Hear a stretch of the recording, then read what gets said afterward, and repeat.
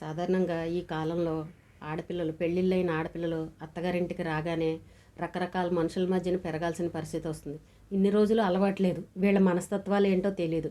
కానీ ఖచ్చితంగా ఉండాలి. పెళ్లి చేసుకున్నాం కదా, ఇదే మన ఇల్లు, ఇదే మన జీవితం. ఇక్కడ ఒకవేళ మంచి మనసులు ఉన్నవాళ్ళు లేకపోయినా కూడా వాళ్ళని మార్చుకునే ప్రయత్నం అయితే ఖచ్చితంగా చేయాలి. ప్రతి ఒక్క ఆడపిల్ల ముందైతే ఇది తెలుసుకోవాలి. ఎందుకంటే ఇన్ని రోజులు పుట్టింట్లో మన మనుషుల మధ్యన మనం పెరిగాం, కానీ ఇంట్లో ఎలా ఉంటుంది అనేది మనకు అర్థం కాదు. కొన్ని రోజులు సెట్ అవ్వాలి అని అంటే కూడా చాలా టైం పడుతుంది కొంతమందికి. మంచివాళ్ళు అయి ఉంటే మాత్రం అస్సలు సమస్య లేదు, చక్కగా కలిసిపోతారు. కొంచెం ఏదైనా మనస్తత్వాలు కోపిష్టి వాళ్ళు ఉండొచ్చు, ఏదైనా మనం పెడితే నచ్చలేని వాళ్ళు ఉండొచ్చు, ఇలా రకరకాల మనస్తత్వాలు ఉంటారు. కాబట్టి వాళ్ళందరినీ మార్చుకోవడానికే మనం ప్రయత్నం చేయాలి. ఎందుకంటే మన జీవితకాలం అక్కడ ఉండాల్సిన వాళ్ళం కాబట్టి. చాలామంది కుటుంబాల్లో తల్లుల వల్ల కాపురాలు కూలిపోతున్నాయి. కొంతమంది అమ్మాయిలు చెప్తూ బాధపడుతూ ఉన్నారు, మా అమ్మ వల్ల, మా కుటుంబం, మా పుట్టింటి వాళ్ళ వల్లే నా కాపురం కూలిపోయింది, నా పరిస్థితి ఈ రోజున రోడ్డున పడింది అని చెప్పే ఆడపిల్లలు కూడా ఉన్నారు. ఎప్పుడైనా సరే అత్తగారింట్లో ఏదైనా విషయం జరిగినా, ఒకవేళ ఏదైనా చిన్న గొడవ జరిగినా, ఒకవేళ భర్తతో ఏదైనా జరిగినా, అత్తగారు ఆడపడుచులతో ఏదైనా జరిగినా మీ కుటుంబం వరకు, మీ విషయం వరకు అక్కడే తేల్చుకుని, అక్కడే మాట్లాడుకొని, అక్కడే సర్దుకునే విధంగా ఉండాలి. అలా పుట్టింటి వాళ్ళకి ప్రతి విషయాన్ని చెప్పాల్సిన అవసరం లేదు. అంటారు, అయ్యో మరి ఇక్కడ ఏదైనా జరిగితే మరి వాళ్ళకి చెప్పొద్దా అండి, చెయ్యొద్దా అండి అని. కానీ చెప్పాల్సిన విషయం అన్నప్పుడు చెప్పాలి. చిన్న చిన్న విషయాలు కూడా చెప్పేసి గొడవలు పెట్టించేసుకుని ఇంట్లో విడిపోయే పరిస్థితికి వస్తున్నారు. కొంతమంది తల్లులు ఉంటారు చూడండి, పొద్దున ఫోన్ చేశారంటే ఇంకా రాత్రి పడుకునే వరకు కూతురింట్లో ఏ విషయాలు జరిగాయో అవే తెలుసుకునే పని చేస్తూ ఉంటారు. అసలు వీళ్ళ కుటుంబ విషయం వాళ్ళకి ఎందుకండి? మీ అత్తగారు ఏం చేస్తుంది, మీ అత్తగారు ఎక్కడికి వెళ్ళింది, మీ అత్తగారు ఏం చీర కట్టుకుంది, మీ ఆడబడుచు ఏం చేసింది, ఫోన్ చేసిందా, లేకపోతే మీ బావగారు ఏం చేశారు, మీ తోటికోళ్ళు ఏం చేశారు, లేకపోతే మీ మామగారు ఏం తిన్నారు, ఏముండవు, నీ మొగుడు ఉద్యోగానికి వెళ్ళాడా, ఏం తిన్నాడు, ఇంకా ఎన్ని విషయాలంటే వీళ్ళ ఇంట్లో ఏం జరిగింది అది అక్కడికి అమ్మగారింటికి చెప్పేస్తూ ఉంటారు. ఆ తల్లులు తెలుసుకుంటూ ఉంటారు. తెలుసుకున్న వాళ్ళు పోని తెలుసుకున్నట్టు ఉంటారా? పిచ్చి పిచ్చి సలహాలన్నీ ఇస్తూ ఉంటారు. వాళ్ళు ఎలా అంటే నువ్వు ఇలాను, వాడు అలా పెడితే ఎలా చేయి, నువ్వు ఈ పని చేయకు, నువ్వు ఆ పని చేయకు, ఆవిడనే చేయమను అని ఇలాంటి సలహాలు ఇస్తూ ఉంటారు. ఏమండి, జీవితకాలం పెళ్లి చేసి దేనికి పంపిస్తారు? ఇంకా నువ్వు ఆ ఇంటి పిల్లవనే కదా, నువ్వు అక్కడ ఉండాలనే కదా పంపిస్తారు. మరి పంపించిన తర్వాత అక్కడున్న మనుషులతో ఇలా ఉండమ్మా, ఒకవేళ లేదనంటే ఇలా చేసుకో అని చక్కగా వాళ్ళకి అర్థమయ్యే విధంగా చెప్పాలి. తెలియని పిల్ల కాబట్టి అది మానేసి వీళ్ళింట్లో ఏం విషయాలు జరుగుతున్నాయో ప్రతిదీ పూసగుచ్చినట్టు పుట్టింటి వాళ్ళు తెలుసుకుంటూ ఉంటారు. ముఖ్యంగా తల్లులు ఒకటే.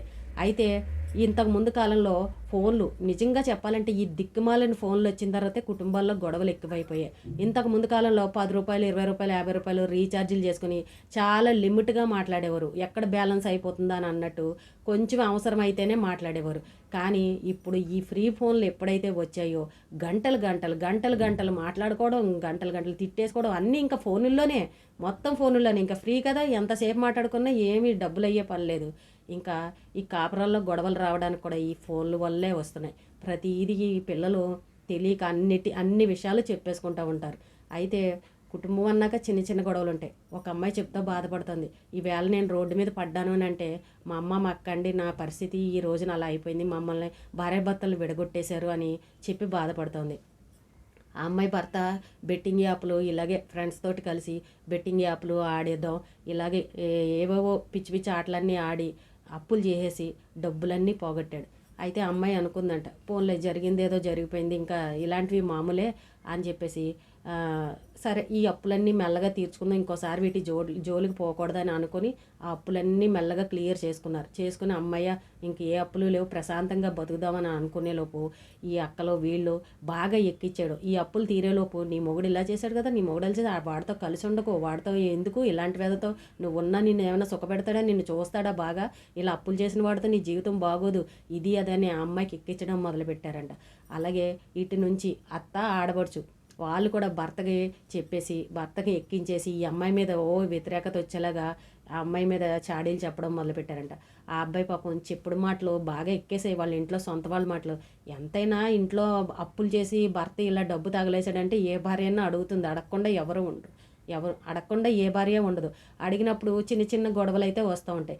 అయినా సరే ఆ అమ్మాయి ఎక్కడా కూడా ఆ భర్తను వదిలేయలేదు. ఫోన్లే తెలిసి చేశాడో తెలియక చేశాడో, మన టైం బాగాలేదు, ఇంకోసారి దాని జోలికి పోకూడదని అనుకుని సరే అప్పులు తీర్చుకుందామని తీర్చుకుంటున్నారు. వీళ్ళిద్దరూ బాగానే ఉన్నారు. కానీ వెనకాల నుంచి వాళ్ళు అటు సైడ్ వాళ్ళు ఈ అమ్మాయికి ఎక్కించడం, ఇటు సైడ్ వాళ్ళు ఈ అబ్బాయికి ఎక్కించడం, మొత్తానికి చెప్పుడు మాటలు బాగా ఎక్కించేసేసి లాస్ట్కి వాళ్ళని విడాకులు తీసుకునే పరిస్థితి దాకా వచ్చేసారు. చూసారా అండి తల్లులు చేసే పనులు ఏంటో చూసారా? ఇటు అబ్బాయి సైడ్ వాళ్ళైనా సరే, అటు అమ్మాయి తల్లులైనా సరే, ఎవరైనా సరే చెప్పుడు మాటలు బాగా ఎక్కిచ్చేసి ముందు వీళ్ళిద్దరిని విడగొట్టేశారు. ఆ అబ్బాయి ఈ రోజున నాకు భార్య వద్దు, నాకు విడాకులు కావాలని కోర్టులో కేసు వేశాడంట. చూసారంటే చెప్పుడు మాటలు ఎలా చేస్తారు? తల్లులు చేసే పని ఇది. ఫోనుల్లో మాట్లాడుకోవడం గంటల గంటలు, ఫోన్లో వాళ్ళు బాగుంటే చాలని సర్ది చెప్పడం పోయి, వాళ్ళ మధ్య ఏదైనా గొడవలుంటే చేయటం పోయి, పోని వాళ్ళ కష్టాల్లో ఉన్నారు, అప్పుల పాలు అయిపోయారు, ఫోన్లో ఇంత సాయం చేద్దామని అలాంటివి చేయడం మానేసి చెప్పుడు మాటలు. అటు చెప్పేవాళ్ళు ఆ అమ్మాయికి, ఇటు చెప్పేవాళ్ళు ఈ అబ్బాయికి చెప్పాడు. మొత్తానికి వీళ్ళిద్దరిని విడగొట్టేశారు. కాబట్టి ఏదైనా సమస్య వచ్చిందంటే మీ భార్యాభర్తలు ఇద్దరే కూర్చొని ఆలోచించుకోండి. ఏ గొడవైనా సరే మీరు వాళ్ళకి చెప్పినా, మీరు ఇటు సైడ్ వాళ్ళకి చెప్పినా మీరు విడిపోవడానికే ప్రయత్నాలు జరుగుతాయి తప్ప కలిసి ఉండమని ఎవ్వరూ చెప్పరు. ఎందుకంటే వాళ్ళు చెప్పే మాటలు ఇక్కడ జరిగేది ఒక విషయం అయితే, వాళ్ళు ఆలోచించేది ఊహాగానాలు ఇంకా ఎక్కువైపోయి మీకు ఇంకా లేనిపోనివి బుర్రలోకి ఎక్కిచ్చేసేసి మొత్తానికి చివరికి విడిపోయే పరిస్థితి తీసుకొచ్చేస్తారు. మీ మనసుల్ని నిజంగా కలుషితం చేసేస్తారు. ఈ అమ్మాయి చెప్తా ఉంది, మా ఆయనకి నేనంటే ఎంత ఇష్టమనండి, అసలు వదిలి ఉండడు, తనన్నా కూడా నాకు చాలా ఇష్టం. కానీ ఈ రోజున మా పరిస్థితి కోర్టుకు వెళ్ళి నాకు భార్య వద్దు, విడాకులు కావాలనే పరిస్థితి తీసుకొచ్చేసారు అని ఇంకా వివరంగా అమ్మాయి చెప్పలేదు. కానీ మొత్తానికి వాళ్ళు విడాకులకి అయితే వెళ్ళారు. కానీ ఇప్పుడు ఆ అమ్మాయి ఒంటరిగా బతుకుతూ ఉంది. ఆ అమ్మాయి అంటుంది, నేనంటే మా ఆయనకి చాలా ఇష్టం అండి, అసలు నేను లేకపోతే వదిలి ఉండలేడు, కానీ ఏదో ఒక రోజు నా కోసం వస్తాడన్న ఆశతోటి అలా ఎదురు చూస్తూ ఉన్నాను. ఇంకా భగవంతుడి దయ్యా, భగవంతుడు మా తలరాత ఎలా చేశాడో, మమ్మల్ని కలుపుతాడో మమ్మల్ని విడగొడతాడో మాకు తెలీదు. నేను ఇంకా ఎదురు చూస్తున్నాను నా భర్త కోసం.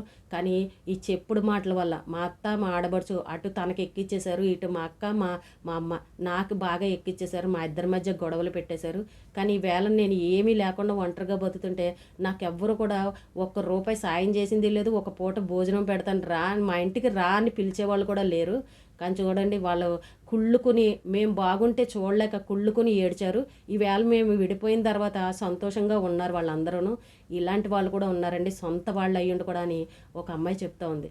చూసారా అండి, ఎప్పుడైనా సరే ఏదైనా భార్యాభర్తల మధ్య చిన్న గొడవ వచ్చినా, అత్తగారింట్లో ఏదైనా సమస్య వచ్చినా, ఈ రోజుల్లో పిల్లలు ప్రతి ఒక్కళ్ళు చదువుకున్న పిల్లలే, తెలుగుగల పిల్లలే. ఏదన్నా ఉంటే మీరే కూర్చుని సర్దుకొని మాట్లాడుకొని దాన్ని సాల్వ్ చేసుకోండి. మీకు వచ్చిన కష్టం ఈ రోజున తీరిపోతుంది. ఇంకో 4 రోజులు తిట్టుకున్నారు కొట్టుకున్నారు అనుకోండి, ఆ కష్టం తీరిపోతుంది. కానీ ఈ విషయం వెళ్ళి మీరు మీ బయట వాళ్ళకి చెప్పారనుకోండి, మీ అక్కలకో మీ అమ్మలకో మీ సొంత వాళ్ళకి ఎవరికైనా చెప్పారనుకో, మీరు ఎంత లోకువైపోతారో తెలుసా? రేపొద్దున మీరిద్దరు భార్యాభర్తలు కలిసే ఉంటారు. కానీ వీడు ఇలాంటి వాడంట, వీడు ఇలా చేశాడంట, వాడు అలా చేశాడంట అని మీ భర్తల్ని వాళ్ళు లోకుగా చూసే పరిస్థితి వస్తుంది. ఏదైనా చిన్న విషయం ఉన్నప్పుడు మీరు ఇంట్లోనే తేల్చుకోండి. బయట దాకా వెళ్ళాల్సిన అవసరం లేదు, లోకువైపోతారు. పైగా మీకు ఇంకా లేనిపోని సలహాలు ఇచ్చేస్తారు. మీరు ఇక్కడ జరిగినది ఒక విషయం అయితే వాళ్ళు చెప్పే మాటలు ఇంకో రకంగా ఉంటాయి.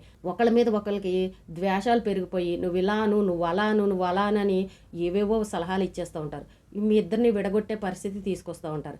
కాబట్టి ఎప్పుడు కూడా ఈ భార్యాభర్తల మధ్య గొడవ అంటే మీరే కూర్చొని తేల్చుకుని ఆలోచించుకుని మాట్లాడుకోండి తప్ప మూడో మనుషులను ఇందులోకి రానివ్వకండి. ఎవరికి చెప్పకండి. ముందు చెప్పడం వల్ల లోకువైపోతారు. రేపు మీ ఇద్దరు కిలకల్లాడుతూ నవ్వుకుంటూ చక్కగా కలిసి ఉంటారు. కానీ వాళ్ళు కుళ్ళుకుని ఏడిచి చచ్చేవాళ్ళు ఉంటారు, కలిసి ఉన్నా కూడా చూడలేని వాళ్ళు కూడా ఉంటారు. ఇప్పుడు ఈ అమ్మాయి పరిస్థితి అలాగే అయిపోయింది పాపం. ఎంతో చక్కగా ఎంతో ఆనందంగా ఉండే కుటుంబంలో ఈవేళ విడాకులు తీసుకునే పరిస్థితి దాకా వచ్చేసారు అని అంటే చూసారండి, సొంత పుట్టింటి వాళ్ళు ఎలా ఉంటారు. మా అమ్మ మా అక్కేనండి ఈ రోజున మేము విడిపోవడానికి కారణం నా పరిస్థితి వేళ రోడ్డు మీదకి వచ్చేసిందని బాధపడుతుంది. ఇప్పుడు అమ్మాయి ఒంటరిగా ఉంది, ఎవరన్నా పూట భోజనం పెడతారా, మా ఇంటికి రా 4 రోజులు ఉండని అంటారా? ఎవ్వరూ అనరు. కలిసి ఉన్నంత వరకే ఆ విలువ. లేదు విడిపోయిన తర్వాత కుక్క కంటే హీనంగా చూస్తారు జనాలు. కాబట్టి మీ ఇంట్లో ఏ విషయాలు జరిగిన అత్తగారింట్లో అంటారు. మళ్ళీ కొంతమంది కోపాలు వచ్చేస్తాయి. అత్తగారు ఏదనంటే మరి పుట్టింటి వాళ్ళకి చెప్పుకోకుండా ఎవరికి చెప్పుకోవాలి అని అంటారు. చెప్పుకోవచ్చు, కానీ అవసరమైనవే చెప్పుకోండి. ప్రతీదీ చెప్పాల్సినంత అవసరం లేదు. మనం బాగా సీరియస్ మ్యాటర్లోనే ఉంటే అది ఇంకా తప్పని పరిస్థితి అయితే చెప్పచ్చు, పర్వాలేదు. కానీ కొంతమంది ఉంటారు అలాగ, అర్థం కాదు వాళ్ళకి, ఇక్కడ ఏం జరిగిందో అర్థం కాదు, కానీ సలహాలు మాత్రం ఇచ్చేస్తూ ఉంటారు. కానీ అంత చిన్న చిన్న విషయాలను కూడా చెప్పి మీ భార్యాభర్తలు లోకు చేసుకోకండి. ఎందుకంటే మళ్ళీ కలిసి ఉండేది మీరే, కానీ వాళ్ళ ముందు మిమ్మల్ని లోకుగా చూస్తారు మళ్ళీ తర్వాత. కాబట్టి ఎవరో కూడా అలాంటి పరిస్థితి తెచ్చుకోకండి. అలాగే ముఖ్యంగా తల్లులు ఎవరైతే ఉన్నారో మీ అమ్మాయి కాపురాల్లోకి మీరు దూరకండి అమ్మ. ఎందుకు అనవసరంగా వాళ్ళని విడగొట్టేస్తే రేపొద్దున ఆ అమ్మాయి మీ ఇంటికి వస్తే మీరు చూస్తారా? చూడరు కదా. ఇంకా వాళ్ళ బాధలేవో వాళ్ళు పడతారు. ఏదైనా విషయం ఉందని అంటే అమ్మ నువ్వే తేల్చుకోమ్మా, మాట్లాడుకో, నీకు అన్నీ తెలుసు కదా, నువ్వు మాట్లాడుకో, మేము వచ్చి మాట్లాడితే ఏదో ఒకటి అంటారు ఎందుకు, చిన్న విషయాలేలే వదిలే 2 రోజులైతే సర్దుపోతాయిలే అని మీ ఇద్దరు భార్యాభర్తలు మాట్లాడుకోండి అని అలా చెప్పాలి. అంతేగాని ఒకవేళ వాళ్ళు ఏదైనా బాధలో తట్టుకోలేక అమ్మలకు చెప్పినా విని సైలెంట్గా ఉండాలి. కానీ మళ్ళీ లేనిపోని సలహాలు ఇచ్చేసి వాళ్ళ బుర్రను వాష్ చేసేసి గంటలు గంటలు ఫోన్లు మాట్లాడి పిచ్చెక్కించకండి. ఈ అమ్మాయి విషయంలో అదే జరిగిందంట. గంటలు గంటలు పొద్దునుండి సాయంత్రంగా ఫోన్లు మాట్లాడి ఈ విషయాల గురించి లేనిపోని బుర్రలోకి పిచ్చి పిచ్చి ఆలోచనలన్నీ ఎక్కిచ్చేసి ఆ అమ్మాయిని ఆ చివరికి మొత్తానికి విడిపోయే పరిస్థితి తీసుకొచ్చేసారు. కాబట్టి ఎవరైనా సరే ఆడపిల్లలు మీ విషయాలు ఏదన్నా ఉంటే మీ ఇంటి గుట్టుని బయట పెట్టుకోకండి. చక్కగా హ్యాపీగా సంసారాలు చేసుకోండి. ఏదైనా చిన్న సమస్యలు ఉంటే భార్యాభర్తలు మాట్లాడుకుని ఆలోచించుకోండి. ఈరోజుకి ఇదేనండి. రేపు మళ్ళీ ఒక మంచి విషయంతో మళ్ళీ కలుద్దాం.